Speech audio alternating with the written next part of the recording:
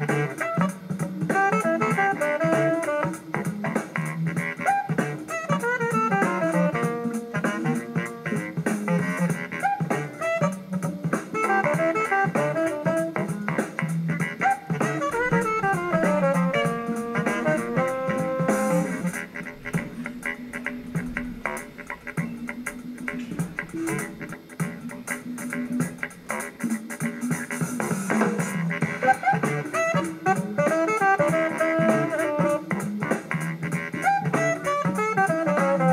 une coalition en fait d'associations.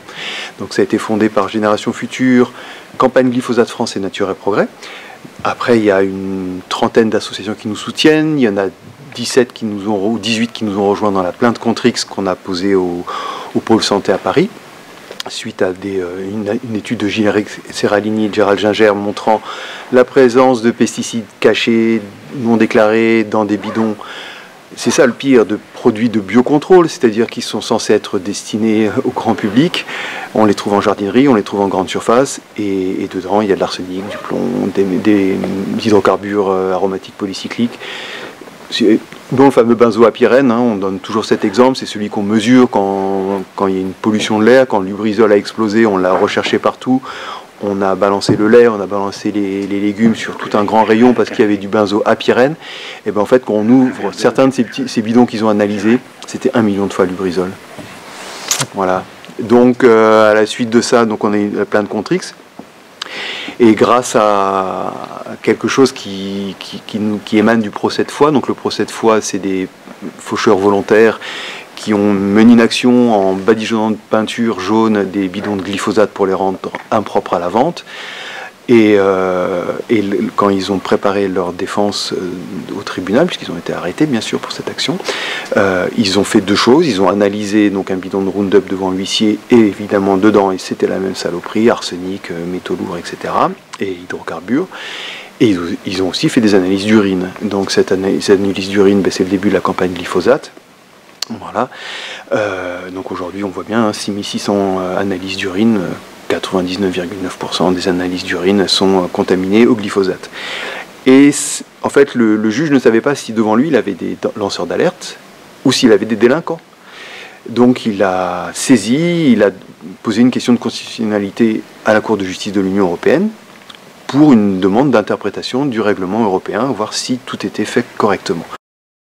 Alors les pesticides, effectivement, on en trouve partout, que ce soit dans les pulvérisations, dans les champs, dans les jardins, à l'état de résidus dans l'alimentation. Et donc ce sont des choses qui ont des effets sur la santé. L'INSERM a publié par exemple en juin un rapport qui montrait un lien, ils ont parlé d'une présomption forte d'un lien entre exposition professionnelle aux pesticides et différents types de cancers ou de maladies nerveuses comme la maladie de Parkinson. Ça a non seulement une conséquence du coup sur la santé des humains, mais ça a aussi une conséquence sur la biodiversité, puisque là aussi il y a beaucoup d'études scientifiques qui montrent le lien entre la disparition d'insectes et du coup la disparition d'oiseaux, de vers de terre, l'appauvrissement des sols. Donc il y a beaucoup d'études qui font le lien entre cette chute de la biodiversité et l'usage de pesticides. Nous on part d'un constat qui est simple, c'est que au niveau de la réglementation européenne qui s'applique du coup en France, aucun pesticide ne peut être mis sur le marché s'il est cancérigène, toxique à long terme, que ce soit pour l'être humain ou l'environnement. Et donc, quand on voit l'émergence de cancers chez les agriculteurs, dans la population, quand on voit la chute de la biodiversité qui sont liées dans la littérature scientifique à l'usage de pesticides, c'est bien qu'il y a un problème quelque part. Et nous, ce qu'on porte, c'est le fait que le problème se situe au niveau du mécanisme d'homologation des pesticides. C'est-à-dire que les agences sanitaires sont censées évaluer la dangerosité des produits et de les évaluer à long terme dans l'ensemble de la formulation. Mais en fait, ce qui se passe, c'est pas ça. C'est-à-dire qu'il y a une substance qui est déclarée comme la substance active, la substance qui est soi-disant la substance toxique du produit, et puis après, autour de ça, il est censé avoir ce qu'ils appellent des adjuvants, qui seraient comme ça des produits un peu inoffensifs. Sauf que lorsque on a des scientifiques qui vont prendre des produits par exemple en magasin ou analyser la composition de certains pesticides, ils trouvent des centaines de molécules dont certaines peuvent être très toxiques, cancérigènes, comme de l'arsenic ou des hydrocarbures polycycliques Donc des choses qui sont finalement assez dangereuses et qui ne devraient pas se trouver là. Il faut juste être idiot pour imaginer qu'on ne balance que le principe actif dans la nature. C'est une formulation complète. Dans un bidon de Roundup, il y a 40% de glyphosate et le reste, c'est pas de l'eau.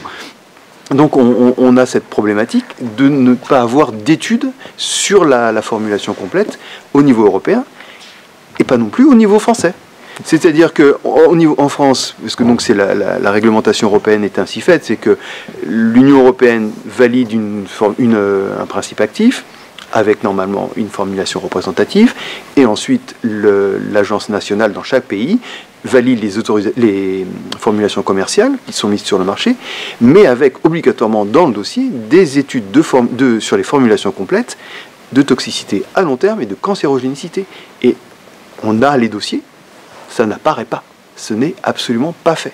Donc on a une carence donc, de la Commission européenne et de l'EFSA et une carence de l'ANSES en France. Donc là, ce que fait le secret toxique, donc ça c'est identifié. On a eu 5 heures d'entretien avec l'EFSA qui nous a dit face caméra comment ils ne respectaient pas la réglementation européenne. On cherche à faire en sorte que les agences sanitaires, que ce soit au niveau de l'EFSA ou au niveau national, à l'ANSES, étudie l'ensemble du produit tel qu'il sera commercialisé. Ça paraît évident en fait qu'on commercialise un produit après l'avoir testé tel qu'il sera mis sur le marché, dispersé dans les champs. Or en réalité il n'y a qu'une seule substance plus ou moins qui est testée, et ensuite ce qui se passe c'est qu'ils font des modélisations théoriques à partir de données incomplètes pour prétendre qu'ils ont étudié la formulation. L'Agence européenne de sécurité alimentaire ne respecte pas le droit européen, et que la commission qui est en charge de l'application du règlement ne le respecte pas non plus. C'est-à-dire qu'on s'aperçoit qu'il y a un règlement de base qui dit en 2009 comment un pesticide doit arriver sur le marché, et on découvre qu'il y a des règlements d'exécution qui infirment ce règlement de base, ce qui est contraire à la loi, puisque un règlement d'exécution ne doit pas minorer un règlement de base. On en est là aujourd'hui. L'étape suivante dans laquelle on va avancer, c'est de pouvoir mettre en cause la Commission européenne. Sauf que, pour mettre en cause la Commission européenne, nous, citoyens, on ne peut pas le faire. Quelques parlementaires ne peuvent pas le faire. En fait, il faut chercher à obtenir une majorité. Il faut que ce soit le Parlement européen qui puisse mettre en cause le fonctionnement de la Commission européenne. Et je vous dis que c'est super compliqué, c'est super lourd, ça fait 1 an qu'on bastonne déjà pour avoir les pièces du dossier, pour dire, regardez, vous avez...